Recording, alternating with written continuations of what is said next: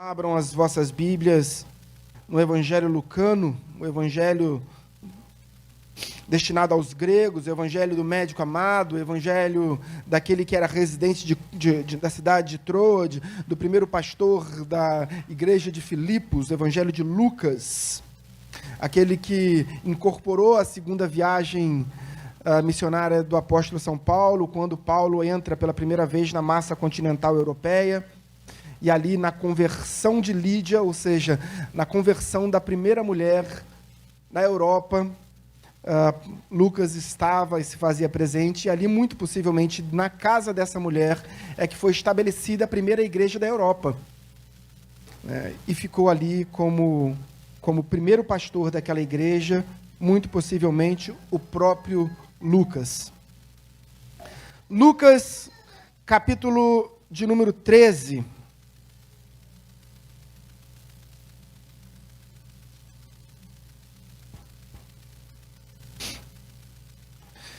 Assim que você encontrar, então, o capítulo de número 13, mais precisamente o verso 18, eu peço a todos que se coloquem de pé, aqueles que puderem, aqueles que não puderem e se sentirem mais confortáveis sentados, também podem ficar sentados, não há problema algum, mas eu peço que me acompanhem nesta leitura bíblica, nesta perícope, neste fragmento,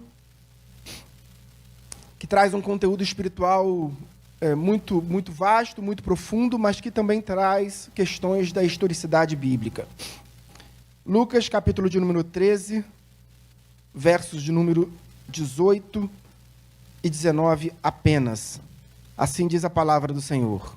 E dizia: aqui é semelhante o reino de Deus, e aqui o compararei. É semelhante a um grão de mostarda, que um homem plantou na sua horta, e cresceu-se, e fez-se árvore, e as aves do céu aninharam-se nos seus ramos. Feche seus olhos. Orem comigo, queridos. Senhor, meu Deus e meu Pai, em nome de Jesus, mais uma vez entregamos esta oração a Ti, Pai, te pedindo que o Senhor venha revelar a Tua vontade, Deus. Revelar os Teus projetos, os Teus sonhos para a Tua igreja nesta manhã, Deus. Derrama sobre a minha vida especificamente a Tua unção, o Teu azeite, o Teu óleo santo. Não para que haja engrandecimento daqueles que aqui estão, ou da minha pessoa, Deus, mas sobretudo para que vejam em mim a Tua face, Pai. Deus, a Tua glória, a Tua Kavod Hashan, a glória de Deus sendo resplandecida neste local. Deus, ganhando espaço, ganhando terreno, Deus. Pai, em nome de Jesus, ministra aos nossos corações de forma singular nessa noite, nesta manhã, Pai. Carecemos da Tua glória, da Tua graça e das Tuas misericórdias. Oramos em nome de Jesus. Amém e amém. Podem tomar os vossos assentos. Meus amados irmãos, muitos das parábolas, dos ensinamentos de Jesus estão voltados, obviamente, para o reino de Deus. O reino de Deus é, sobremodo, sobremaneira, sobreveste acima de qualquer coisa, o ponto fulcral do ministério de Jesus. Durante todo o seu ministério, Jesus anuncia a vinda, a chegada, o estabelecimento do reino de Deus. A última profecia, a profecia derradeira da antiga aliança, Malaquias capítulo 4, versos 4 e 5, Malaquias diz que haveria de vir um homem tal qualmente poderoso, com um espírito rebuscante, que através dele, através da mensagem pregada por ele, os pais converteriam o coração aos filhos, os filhos converteriam o coração aos pais, de modo que toda uma nação se renderia ao Senhor, dobrando seus olhos ao Pai. Fato é, queridos, que diz a palavra do Senhor, que haveria de vir um homem, que nele estaria esse espírito anunciado pelo profeta Malaquias, o espírito do profeta, muito bem, Elias, Queridos, e ali estabelecido que nele viria o profeta Elias, um espírito, e essa profecia se cumpre. Lucas, no Evangelho de Lucas, diz claramente que essa profecia se cumpre através de um profeta, que era a voz que clamava no deserto, um homem que se alimentava de mel e de gafanhoto, um homem que se vestia de peles, que era o profeta João Batista. A Bíblia diz com todas as letras que nele, em João Batista, se estabelece o cumprimento da profecia de Malaquias, que diz que haveria de vir um homem com o espírito de Elias para anunciar a vinda do Senhor. Ocorre que, vejam que depois de 400 anos de silêncio, o povo de Israel estava sedento, ansioso, buscando, mais uma vez, poder ouvir a voz de Deus. Deus, ao contrário, talvez seja uma percepção pessoal, talvez essa não seja a teologia abundante, dentro da sistemática teológica, mas Deus não se silenciou durante 400 anos. Deus apenas não permitiu que nós pudéssemos ouvi-lo. Deus não deixou de trabalhar. Deus não deixou de operar milagres. Deus não deixou de cuidar da nossa casa durante 400 anos. Ocorre que durante 400 anos não ouvimos a voz de Deus. E quando que essa barreira se cumpre? Exatamente no turno de Abias. Havia um sacerdote. Quantos sacerdotes haviam no tempo de Zacarias, no turno de Abias?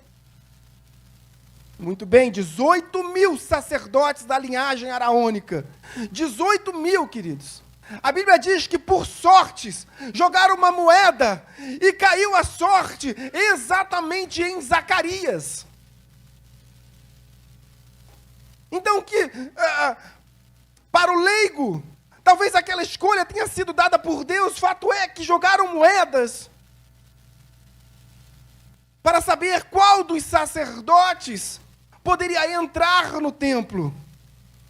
Quantos sacerdotes entravam no templo por dia, naquele tempo, para entregar a oração, e não entrava no santíssimo lugar, apenas no santo lugar. Não entrava no lugar onde estava a Arca da Aliança, entrava apenas no lugar onde ficavam os candeeiros, onde ficavam as menorais, os pães da propiciação, a bacia da purificação, a bacia de bronze da purificação. Enfim, quantas pessoas podiam entrar por dia? Quantos sacerdotes? Apenas um. Então, de 18.000 sacerdotes, só um poderia entrar. E Deus escolheu Zacarias. E quando Zacarias entra, ele vê ao lado do altar do incenso, do lado direito, a Bíblia diz, havia um anjo. E a Bíblia diz que Zacarias ficou atemorizado com aquela imagem, mas ele vê o anjo. E o anjo fala: não temas, eu vim da parte do Senhor. E ele ouviu o anjo. Quando ele ouve o anjo, ali se quebra o silêncio de Deus. Consegue perceber que depois de 400 anos, tudo que Zacarias queria naquele momento era ir lá fora e contar para todo mundo o que tinha acontecido. Deus não estava mais em silêncio. Fato é que Zacarias, em seu coração, duvidou se aquilo não era uma montagem de imagens, de jogos de luzes feitas no computador por alguém que estava lá fora, alguém que estava ali fazendo alguma... Enfim. Fato é que o anjo disse: olha, eu sou Gabriel, e porque você não acreditou em mim, porque você não acreditou nessa visão, porque você não acreditou na minha palavra, você vai lá fora, mas não vai poder contar para ninguém, porque até que se cumpra essa profecia, você vai ficar em silêncio, você vai ficar mudo, você vai ficar calado. Mas você sabe como é que é o homem, né, queridos? Ele foi lá fora e começou a contar para todo mundo, senão estava mudo, mas ele começou a fazer gestos, mímicas, linguagens de sinais, para demonstrar, olha, eu vi o anjo, e o anjo falou comigo. Certamente que muitos dos judeus que estavam ali, a gente está há 400 anos esperando, vai falar logo contigo. Está se achando, né, como se diz lá na Bahia, Gustavo, o rei da cocada preta. Queridos, ali se quebra um paradigma de silêncio, um silêncio estabelecido por Deus. Fato é que a profecia que Deus entrega através do anjo Gabriel a Zacarias se refere a João Batista. O anjo diz, olha, a sua esposa Isabel vai gerar um filho no seu ventre. E o anjo disse em outras palavras, mano, ele será o cara. E João Batista nasceu e começa a pregar no deserto. E quais são as palavras de João Batista? Arrependei-vos, pois está próximo o reino de Deus. Mateus capítulo 2, Mateus capítulo 3, verso 4. Arrependei-vos, pois está próximo o reino de Deus. Toda a mensagem está centrada. Então, quando Jesus é batizado por João Batista nas águas do Jordão, ali na divisa com a Jordânia, a Bíblia diz que Jesus sai dali, daquele local, próximo a Jericó, ainda na divisa entre Judéia, Samaria e Galileia. Jesus sai e vai para a sua casa. Quando Jesus, eu já fiz essa pergunta aqui outras vezes, quando Jesus nasceu aonde? Betlehem, Belém, casa do pão. Depois, quando a família de Jesus descobre que Herodes o Grande estava a perseguir as crianças para assassinar, a família de Jesus leva Jesus para muito bem, Egito. Depois dali, quando a família de Jesus percebe, descobre, chega a eles a notícia de que Herodes o Grande havia falecido, eles decidem retornar para a Judéia. A Bíblia não diz que eles retornariam para Jerusalém. Fato é que eles não moravam na Judéia. Eles moravam na Galileia. E a Bíblia diz que eles queriam retornar para a Judéia. Não disse Jerusalém, mas nós podemos conjecturar que era Jerusalém. E quando eles estavam entrando na cidade, eles perceberam que chegou a eles a notícia que o filho de Herodes Antipas, era tão sanguinário quanto seu pai, Herodes o Grande. E ele decide mudar, a família de Jesus decide mudar a rota e ir para uma cidade na Galileia chamada Nazaré. Jesus, depois de estabelecido o seu reino, o seu ministério, ele se muda mais uma vez e vai morar na cidade que ele transforma como uma espécie de quartel-general da Igreja de Cristo, do ministério terreno de Jesus, que era a cidade de Cafarnaum. Fato é que quando Jesus se batiza,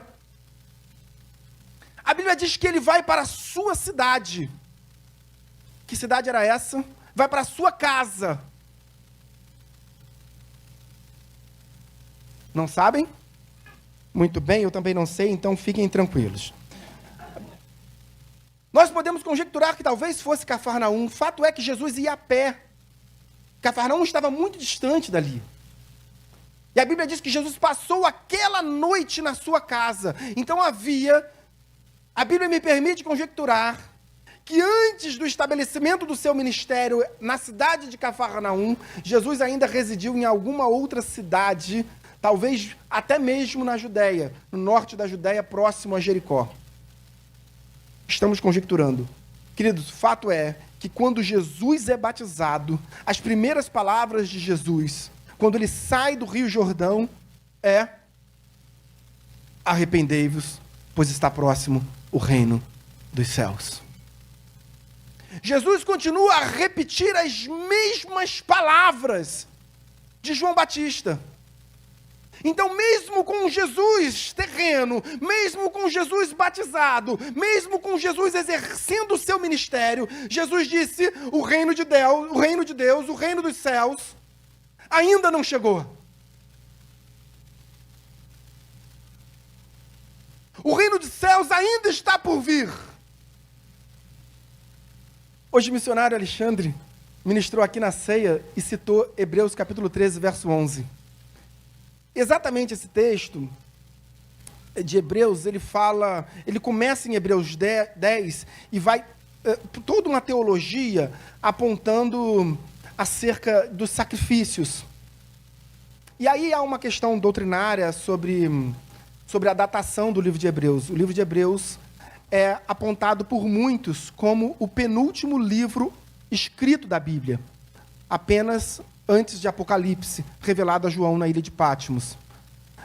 Há questionamento se ele foi revelado antes ou depois do ano 70, quando o templo é derrubado. Por quê? Porque os judeus só faziam sacrifícios no templo. Quando o templo é derrubado, os judeus deixam de apresentar sacrifícios. E Hebreus fala desses sacrifícios.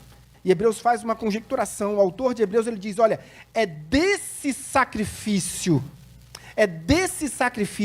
que Deus se agrada. Não é o sacrifício que vocês estão ofertando. Ou seja, o templo ainda existia. É minha posição pessoal, tá, queridos? Alguns apontam que o livro de Hebreus foi escrito por volta do ano 90. Eu entendo que o livro de Hebreus foi escrito entre os anos 67 e 69, antes da queda do templo. Então há uma diferença grande, né, entre esse tempo. Mas fato é que ele fala: olha, vocês estão oferecendo um sacrifício que não tem agradado a Deus. Há uma questão precípua, basilar, para você entregar um sacrifício a Deus. O sacrifício de Cristo é perfeito, acabado. O que Cristo quer de nós é o nosso coração, queridos. É o nosso sentimento, é verdade. É relacionamento com Ele. Isso aqui fazer isso é um sacrifício para mim. Vir à igreja é um sacrifício. Às vezes pode ser, mas não compara sacrifício não, queridos. Às vezes pode ser difícil. Você está cansado, dormiu de madrugada, enfim. Ontem foi jogo do Flamengo, certamente todo mundo comemorou a exaustão, está todo mundo cansado. E aí fica difícil, às vezes, vir para a igreja no dia seguinte. Mas não comparemos o sacrifício de Cristo na cruz do Calvário por nossas vidas. Fato é que em todo o seu ministério ele tinha uma missão: anunciar o reino. Mas logo depois de Jesus dizer que o ministério, que o reino de Deus ainda estaria por vir, Jesus diz em Lucas capítulo 11, verso 20, que ele diz: olha, credes então no dedo que opera milagres, e esse dedo é o dedo de Deus, porque o reino já está estabelecido.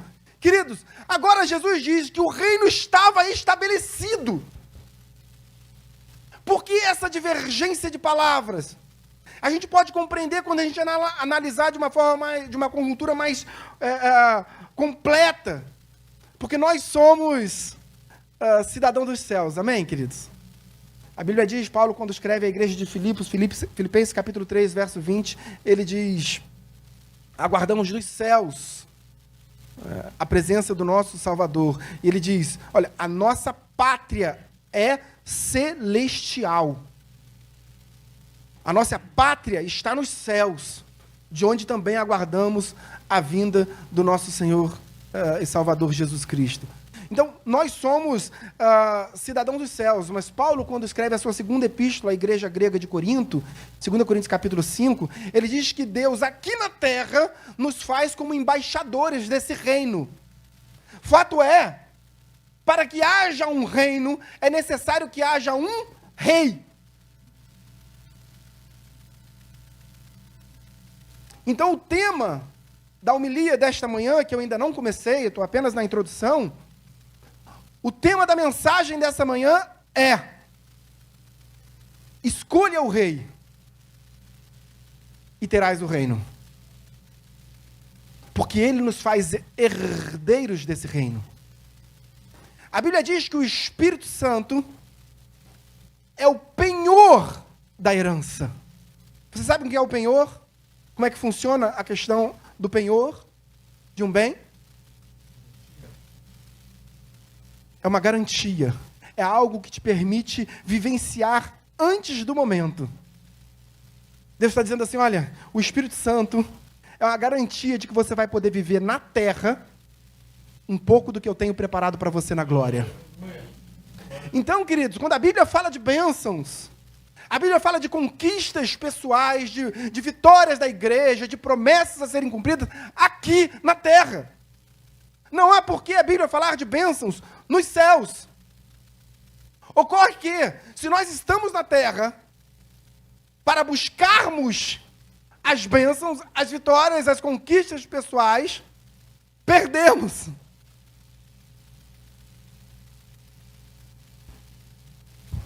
A gente vem sendo alvejado, queridos, durante muitos e muitos anos. A igreja reformada, a igreja protestante, vem sido alvejada por uma teologia maligna, mentirosa, genocida, que é a teologia da prosperidade. Queridos, está aí uma arma poderosa nas mãos de Satanás. A chamada teologia da prosperidade. A Igreja de Nova Vida não pactua com isso. Nós estamos aqui para buscar a Deus e as bênçãos de Deus hão de nos acompanhar, sim. Mas a nossa meta, o nosso alvo, o nosso norte é Cristo. Essa é uma igreja, e eu posso afirmar isso com propriedade, queridos, porque nós temos um pastor, o pastor Alexandre Gama é meu amigo, há muitos anos, há 20 anos. Viajamos juntos, assim, temos um relacionamento pessoal muito, muito intenso há muitos anos, mas é, sobretudo, meu pastor. Compreende que há uma diferença?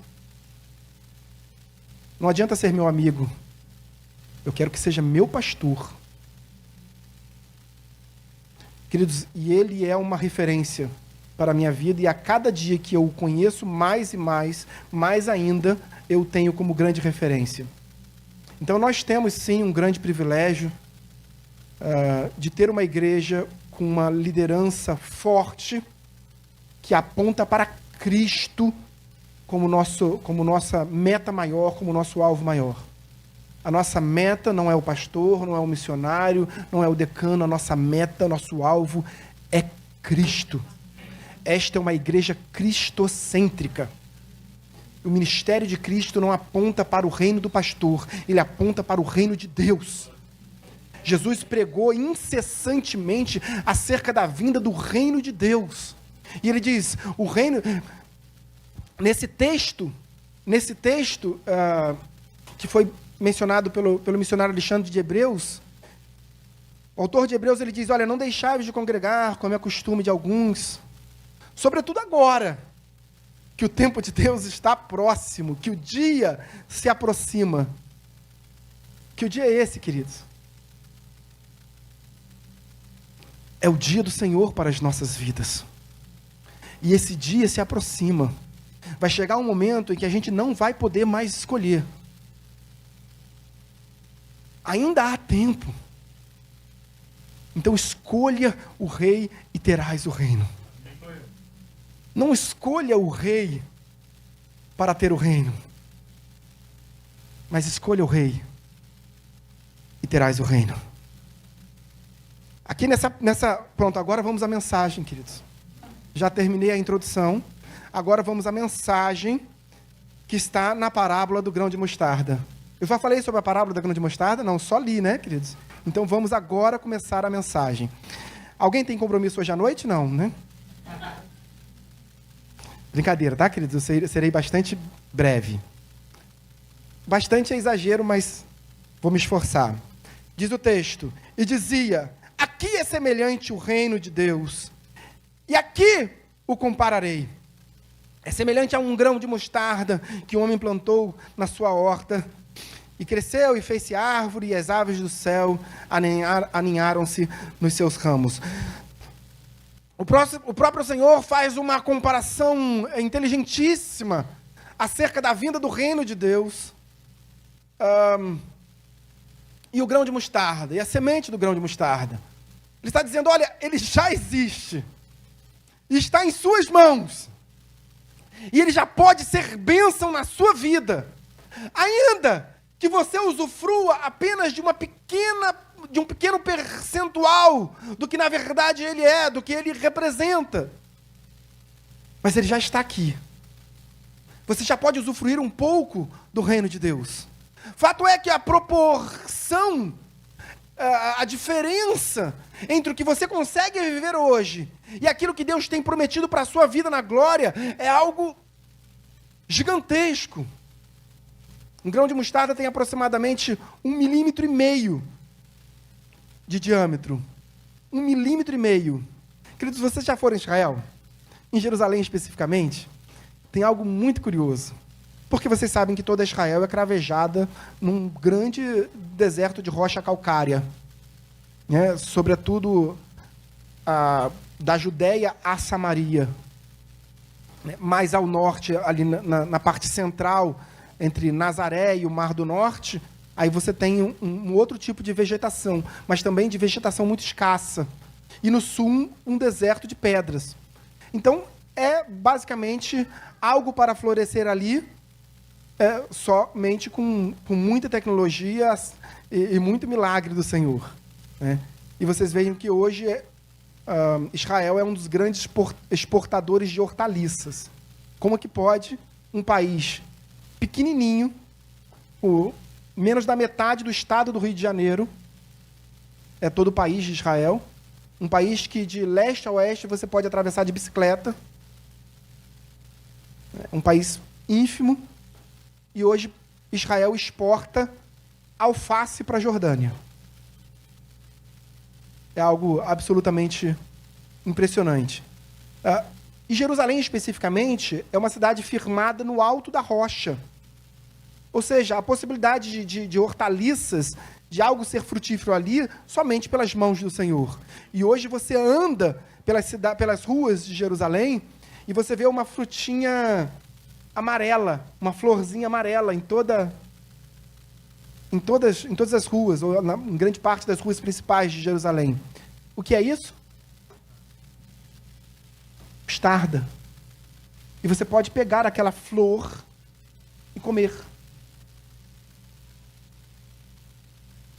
E você pode mesmo. Não é algo, eu vou ser multado se eu pegar. Não. Aquilo é alimento. Alimento. Uma irrigação, 24 horas, enfim. Uma tecnologia absurda para a nossa realidade. Mas tem alimento ali. Né? E depois que a planta, que a folha cresce, ela chega a atingir 3 metros de altura. Ou seja, de 1,5 milímetro a 3 metros. Há uma proporção, uma diferença muito grande. E é isso que Deus está dizendo para você. Olha, eu tenho coisas, eu tenho projetos, eu tenho sonhos, eu tenho vitórias para a sua vida. Mas perto do que eu terei, perto do que eu tenho para você na glória, é muito pequeno.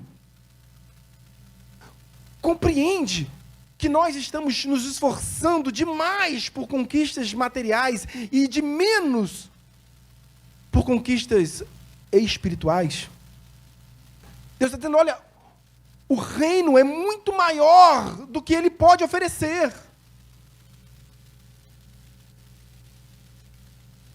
Mas nós ainda estamos com os nossos olhos como se vendados estivessem nas nossas eleições, nas nossas escolhas. Nas nossas eleições, não eleições, nas nossas escolhas espirituais, queridos. Por isso, queridos, volte seus olhos para Cristo. Escolha o rei e terás o reino. Escolha o rei e terás o reino. Mas é preciso muitas vezes perder. Abra sua Bíblia em Marcos, no Evangelho de Marcos, no capítulo 8.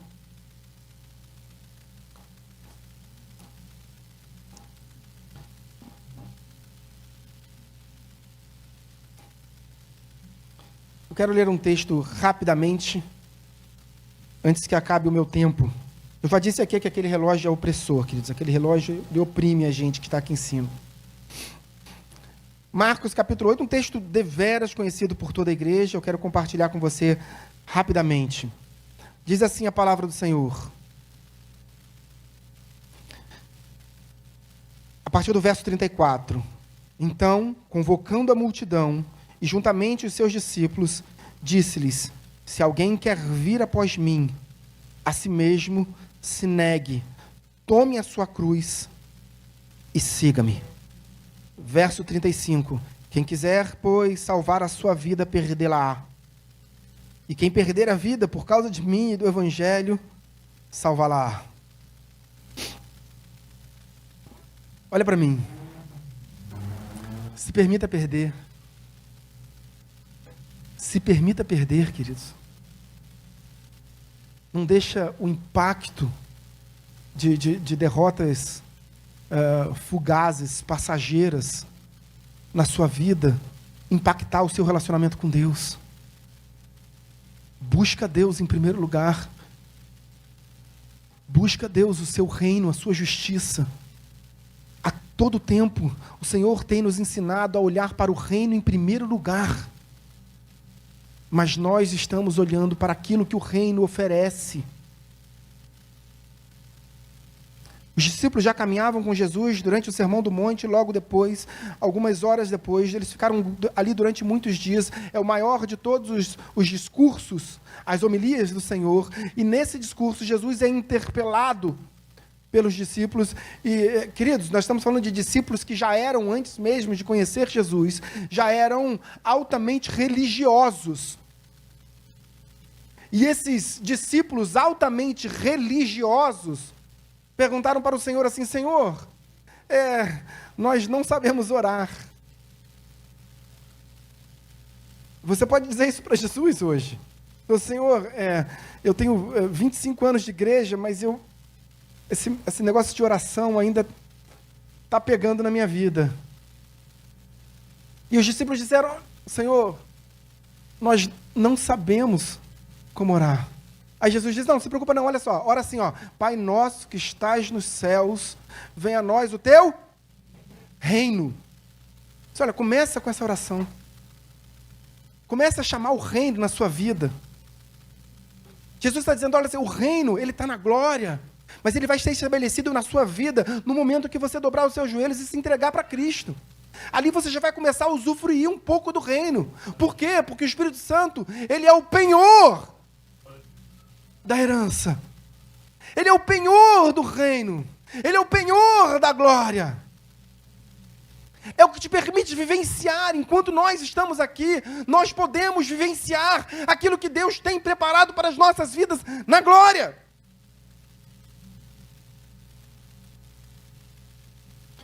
Amém, queridos? Eu quero apenas concluir e fazer uma análise de Mateus capítulo 27, rapidamente. Abra sua Bíblia em Mateus capítulo 27. A Bíblia diz que nós precisamos tomar a nossa cruz. O que é tomar a cruz, queridos? Tomar a cruz é morrer, queridos.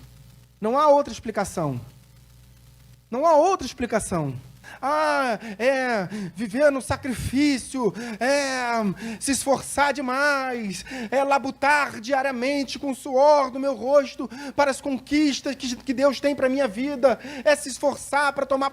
Queridos, tomar a cruz é morrer. Ninguém tomava a cruz, botava a cruz nas costas para fazer crossfit. Pegava a cruz para morrer. Só, eu vou pegar a cruz hoje, mas deixa aqui. Amanhã eu vou pegar mais um pouquinho. Não, queridos. Essa análise, volto a dizer, essa análise de Hebreus, capítulo 13, verso 11. Jesus também pegou a sua cruz para ser crucificado, para ser o sacrifício do lado de fora da cidade. Compreendem a mensagem que foi ministrada no momento do ofertório? Mas a gente, muitas vezes, transforma a igreja num lugar de ajuntamento social, é um clubinho. Eu gosto de fazer parte desse clubinho, queridos. Mas não pode ser só clubinho. Mas tem hora que pode. Mas não pode ser só clubinho. Tá bom, queridos? Qual é o texto que eu pedi para vocês lerem? Mateus capítulo 27, apenas para a gente concluir. Tem só mais aí meia horinha. Mateus capítulo 27, vamos a partir do verso de número 15.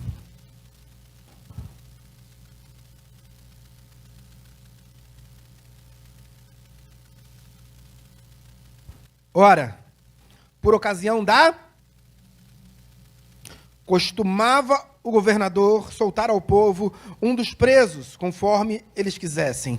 Naquela ocasião, tinham eles um preso muito conhecido, chamado...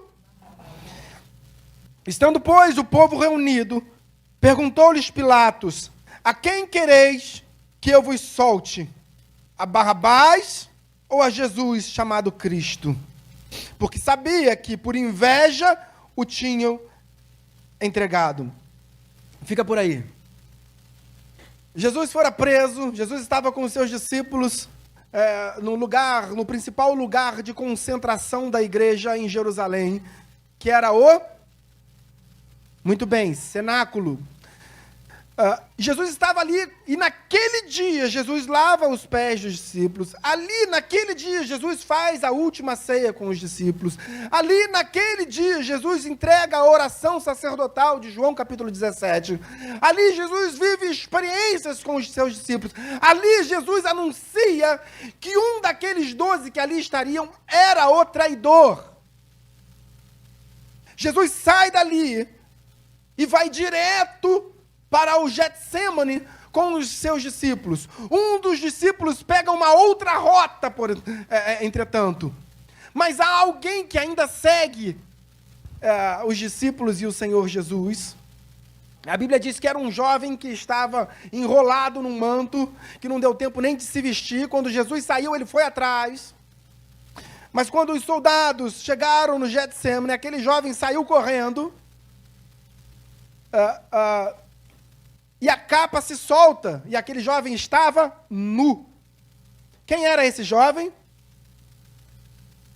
Muito provavelmente João Marcos. Por quê? Porque estava em casa, o cenáculo, o local do cenáculo era o segundo andar da casa de Maria, mãe de João Marcos. Então era a única explicação, até porque esse relato só se encontra no Evangelho de Marcos. E Marcos dizia que havia um jovem que ficou nu. Ninguém percebeu, só ele. Fato é, queridos, que ali no Getsemane, Jesus ora e diz: olha, acorda. Vocês, a carne é fraca, o espírito está pronto, mas a carne é fraca. Vocês estão dormindo. A Bíblia diz que Jesus reitera essa afirmação por 3 oportunidades. Ele não apenas encontra os discípulos dormindo, mas nas 3 oportunidades em que ele encontra os discípulos dormindo, ele diz: olha, acorda. Não conseguem orar por ao menos 1 hora. O espírito está pronto, mas a carne é fraca. E na 3ª vez, novamente repetindo isso, ele diz: é chegada a hora, se aproxima o traidor. Jesus então ali é traído por um beijo. O beijo é apenas a arma da traição. Judas não vendeu Jesus.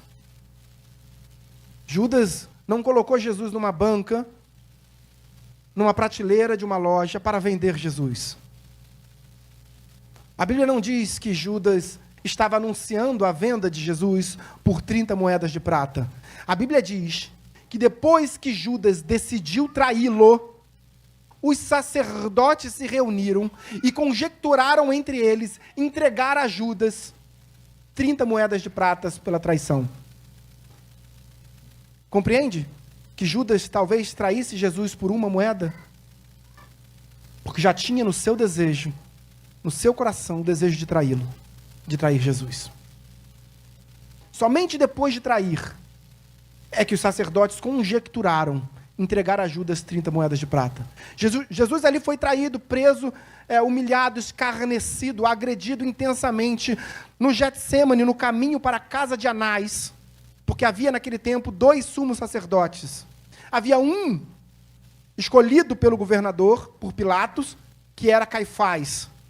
Mas o sumo sacerdote anterior fora escolhido pelos judeus, e era o sogro de Caifás. Então, para os judeus, Anás tinha um poder ainda maior que o de Caifás. Então, e a prova disso é que quando Jesus é preso, em que pese a decisão tenha partido, a Bíblia diz que a decisão partiu do sumo sacerdote Caifás. A Bíblia diz que foi Caifás quem disse, é necessário que um deles morra para favorecer o povo.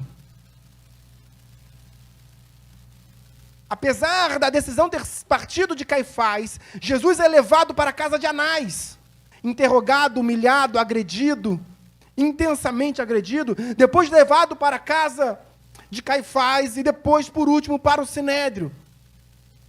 Em todos esses lugares, nesses 3 julgamentos religiosos, Jesus foi condenado. O fato é que os judeus não poderiam condenar à morte, então levaram Jesus ao pretório, à fortaleza de Antônia, à casa do governador. Há teorias mais recentes que apontam que nem mesmo Pilatos morava em Jerusalém. Jerusalém era um lugar em ebulição.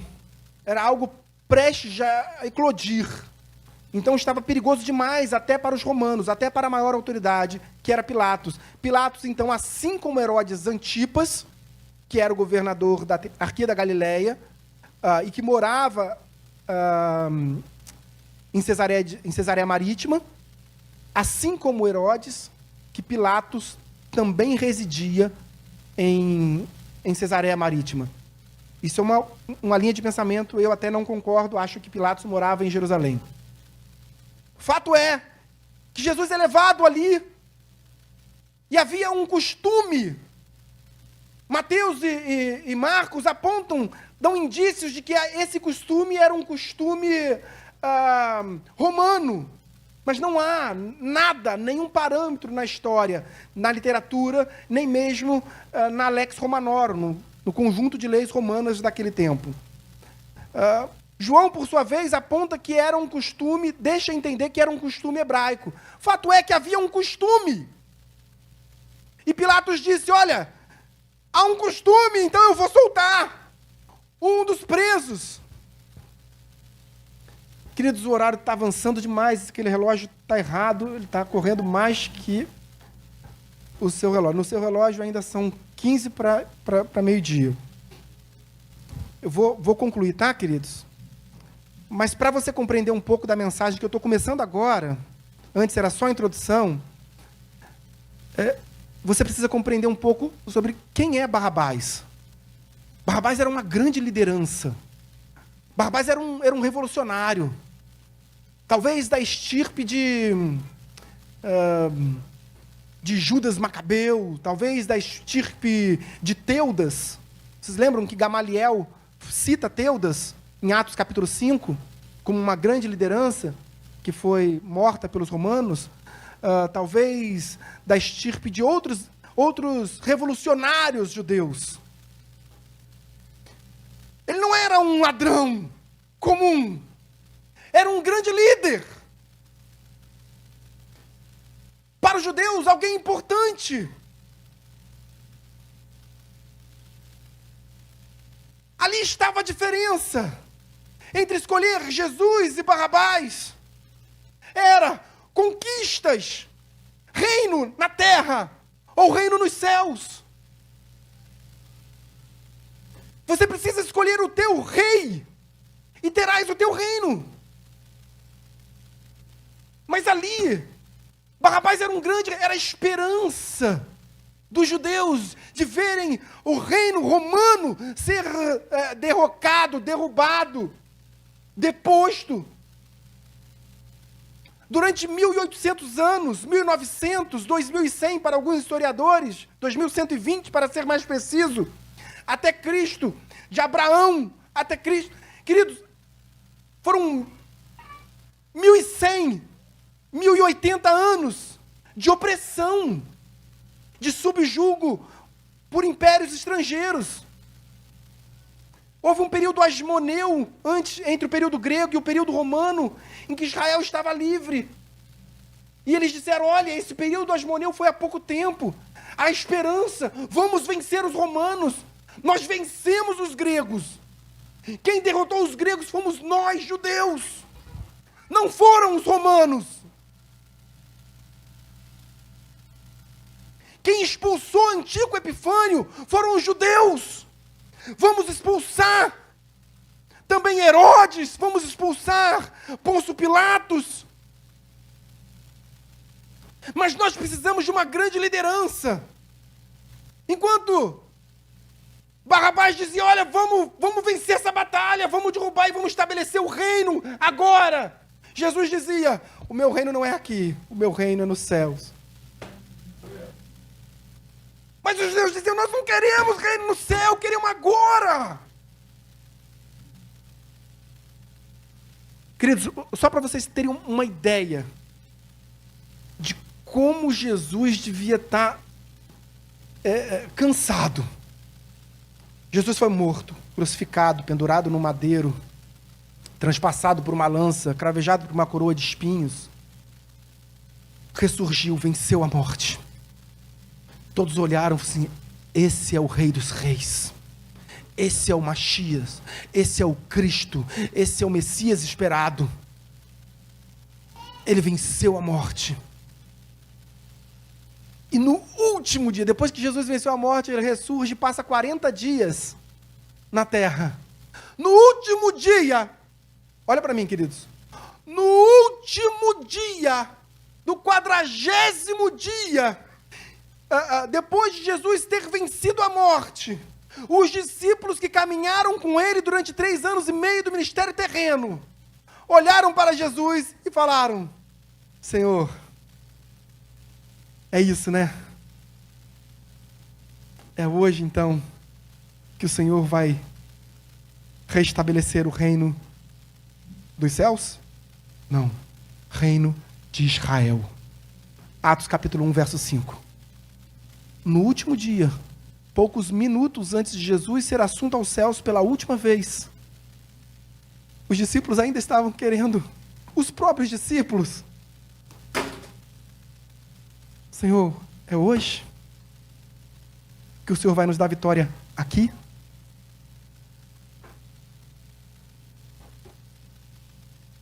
Vamos ficar de pé.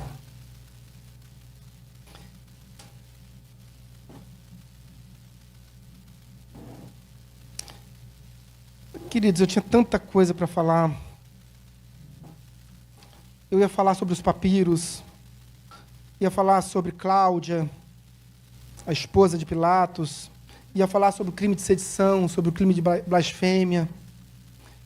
Mas o que eu falei hoje dá a dimensão daquilo que é importante para você. Nós temos escolhas a fazer. E a escolha é simples. É escolher quem nós queremos como rei. E a consequência é o reino. Se eu quero um reino aqui, eu vou escolher lideranças que me conduzem a essa vitória, a essa conquista aqui. Mas se eu quero um reino na glória, eu vou escolher o Rei dos Reis, Senhor dos Senhores, o Alfa e o Ômega, o princípio e o fim. Eu quero te fazer um convite nesse momento. Eu não vou chamar ninguém à frente, mas quero que toda a igreja coloque a mão no seu coração. Quero que orem comigo. Não sei se nós temos visitantes, pessoas que ainda não entregaram suas vidas a Cristo.